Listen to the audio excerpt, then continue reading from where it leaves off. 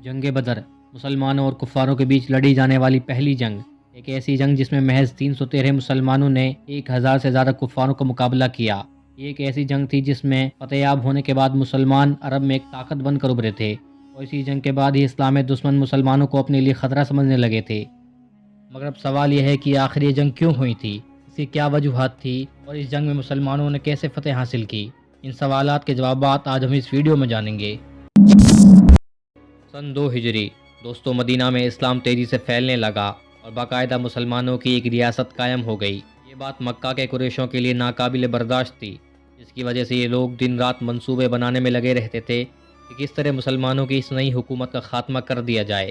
بالآخر مکہ کے لوگوں نے مسلمانوں سے جنگ کرنے کا فیصلہ کیا، اور اسی جنگ کی عوض میں انہوں نے ایک تجارتی قافلہ ابو سفیان کی سربراہی میں یمن کی طرف روانہ کیا، تاکہ اس تجارتی قافلے سے ہونے والے فائدے کو مسلمانوں سے جنگ کے لیے استعمال کیا جا سکے۔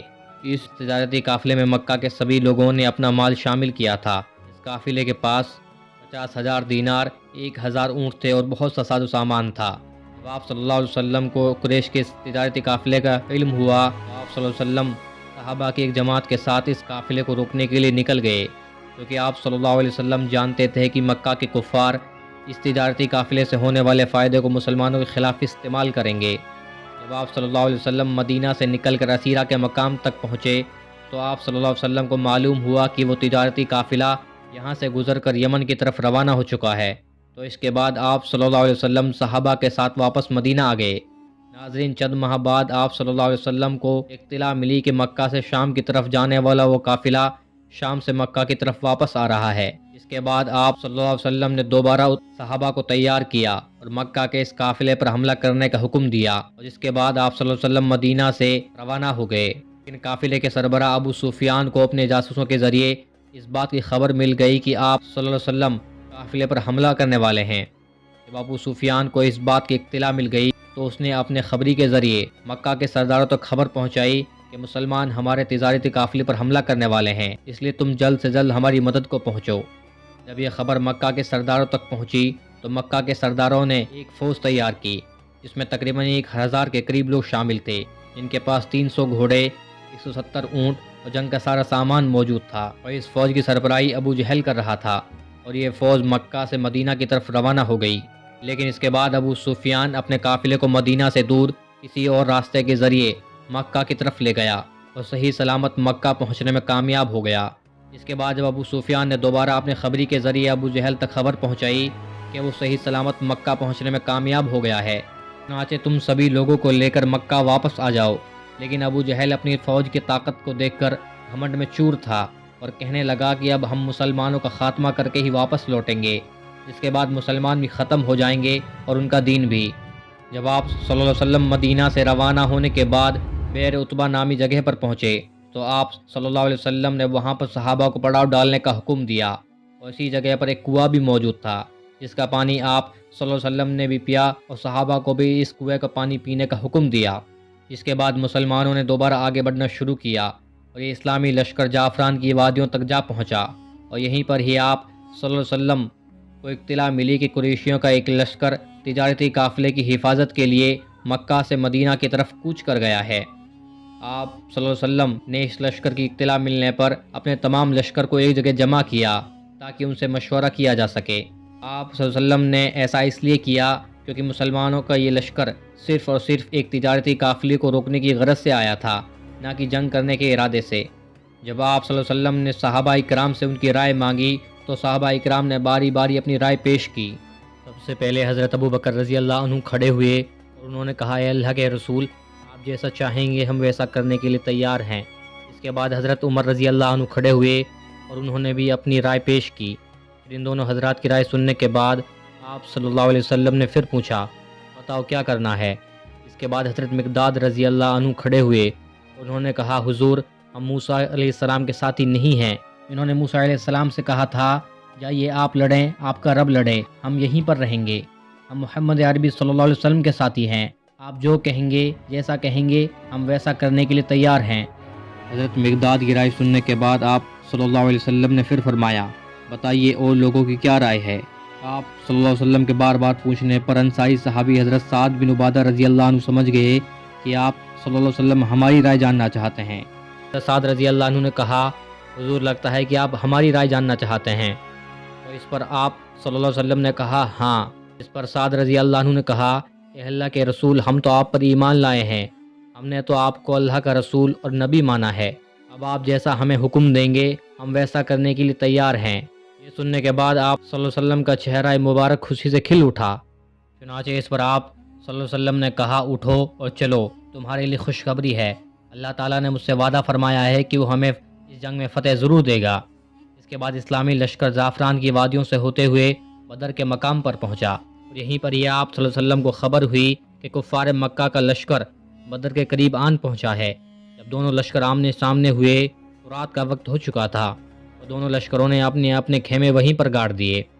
ان دونوں لشکروں کے خیموں میں رات کا منظر ایک دوسرے سے بالکل مختلف تھا۔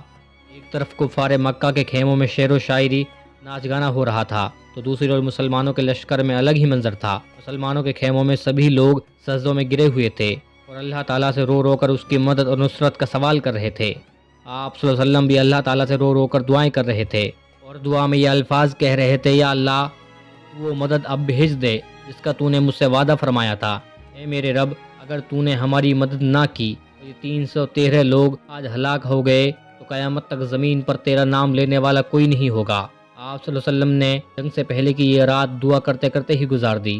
جب اگلے دن آفتاب طلوع ہوا تو آپ صلی اللہ علیہ وسلم نے تمام اسلامی لشکر کو جمع کیا، تمام مجاہدین کے حوصلوں کو بڑھانے کے لیے تقریر کی اور کہا اے مجاہدین تمہارے لیے خوشخبری ہے کہ اللہ تعالیٰ نے ہم سے جس مدد کا وعدہ فرمایا تھا وہ مدد آن پہنچی ہے۔ اللہ تعالیٰ نے 1000 کفار کے بدلے 1000 فرشتوں کے ذریعے ہماری مدد کرنے کا وعدہ فرمایا ہے۔ اس کے بعد دونوں لشکر جنگ کے لیے تیار ہو گئے اور اپنے اپنے لشکروں کا معائنہ کرتے ہیں۔ معائنہ کرنے کے بعد پاتے ہیں کہ کفار مکہ کے لشکر میں 1000 سے زائد لوگ ہیں جو ہر طرح کے جنگی سامان سے لیس ہیں۔ اسی اور مسلمانوں کے لشکر میں 313 لوگ ہیں جن کے پاس مکمل جنگی سامان تک موجود نہیں ہے، کسی کے پاس تلواریں ہیں تو کسی کے پاس نہیں ہیں۔ جب دونوں لشکروں کے سربراہ اپنے اپنے لشکروں کا معائنہ کر لیتے ہیں تو اس کے بعد جنگ کا آغاز کیا جاتا ہے۔ اس کے بعد کفار مکہ مسلمانوں کو جنگ کے لیے للکارتے ہیں اور اپنے 3 قابل جنگجو عتبہ بن ربیعہ، شیبہ بن ربیعہ اور ولید بن عتبہ کو میدان میں اتارتے ہیں، جن کے مقابلے کے لیے مسلمانوں میں سے 3 انصاری صحابی میدان میں اترتے ہیں، لیکن کفار مکہ ان انصاری صحابیوں کے ساتھ جنگ کرنے سے منع کر دیتے ہیں اور کہتے ہیں محمد ہمارے مقابلے کے لوگ بھیجو، ہم ان کاشتکاروں سے جنگ نہیں کریں گے۔ اس کے بعد آپ صلی اللہ علیہ وسلم ان تینوں انصاری صحابیوں کو واپس بلا لیتے ہیں۔ اس کے بعد اللہ کے رسول حضرت حمزہ، حضرت علی اور عبید رضی اللہ عنہ کو میدان میں بھیجتے ہیں۔ ان تینوں حضرات کے میدان میں پہنچتے ہی عتبہ پوچھتا ہے کون ہو؟ تو یہ تینوں حضرات اپنے اپنے نام بتاتے ہیں، تو عتبہ کہتا ہے ہاں تم ہمارے مقابلے کے ہو۔ اس کے بعد حضرت حمزہ کا مقابلہ عتبہ سے، حضرت علی کا مقابلہ ولید سے اور حضرت عبید رضی اللہ عنہ کا مقابلہ شیبہ سے ہوتا ہے۔ حضرت حمزہ رضی اللہ عنہ پہلے ہی وار میں عتبہ کا سر اڑا دیتے ہیں اور حضرت علی بھی پہلے ہی وار میں ولید کو جہنم واصل کر دیتے ہیں، لیکن حضرت عبید رضی اللہ عنہ اور شیبہ کی جنگ ہوتی ہے اور تلواریں چلتی ہیں، اس میں شیبہ حضرت عبید کے پاؤں پر وار کرتا ہے، کی وجہ سے حضرت عبید رضی اللہ عنہ کا پیر کٹ جاتا ہے اور وہ زخمی ہو کر زمین پر گر پڑتے ہیں۔ اس کے بعد حضرت حمزہ اور حضرت علی شیبہ کو بھی جہنم واصل کر دیتے ہیں۔ اس کے بعد مسلمان اللہ اکبر کا نعرہ بلند کرتے ہیں۔ اسی اور کفار مشرکین کہتے ہیں انہوں نے جلد بازی کی جس کی وجہ سے ان کا یہ حشر ہوا، تم سب پوری قوت کے ساتھ حملہ کرو۔ اس کے بعد مسلمانوں اور کفاروں میں جنگ شروع ہو جاتی ہے۔ جنگ شروع ہونے سے پہلے ایک ہوا کا جھونکا آتا ہے جس پر حضرت علی رضی اللہ عنہ آپ صلی اللہ علیہ وسلم سے پوچھتے ہیں اے اللہ کے رسول یہ کیا تھا؟ جس پر آپ صلی اللہ علیہ وسلم کہتے ہیں اے علی جبریل 500 فرشتوں کے ساتھ آ گئے۔ اس کے بعد دوسرا ہوا کا جھونکا آتا ہے جس پر حضرت علی رضی اللہ عنہ پوچھتے ہیں اے اللہ کے رسول اب یہ کیا تھا؟ تو آپ صلی اللہ علیہ وسلم فرماتے ہیں اے علی میکائیل 500 فرشتوں کے ساتھ آ گئے۔ اس کے بعد جنگ شروع ہوتی ہے۔